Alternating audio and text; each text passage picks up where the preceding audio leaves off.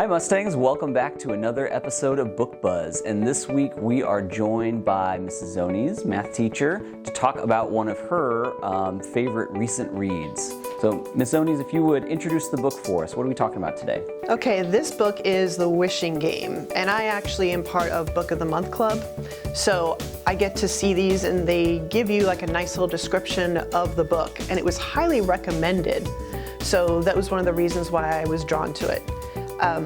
The story is a really cool story that I liked because both of my boys, they happen to like the Magic Treehouse book series. This has kind of a feeling of that in that the author went ahead and wrote a series of children's books that had kind of like mysteries in them. You always had a lesson at the end, that kind of a thing.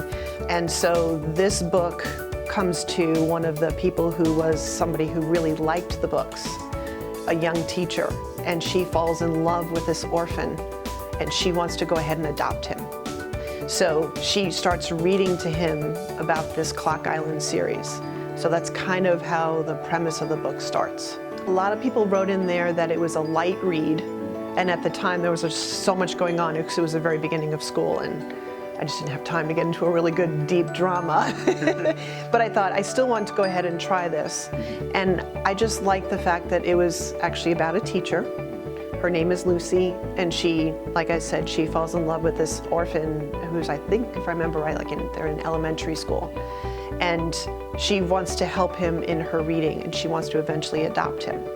So that kind of drew me in from that personal aspect of really loving your students and wanting to help them out as much as you could. Well, one of the things that I liked was, as you'll learn, there is an actual game that the author, he has written the last book. He stopped writing and now he has his new manuscript. And he's having a game to see who it is who's going to actually get this manuscript. And so when you get there, there are several puzzles that he has the people go ahead and do. And I love puzzles.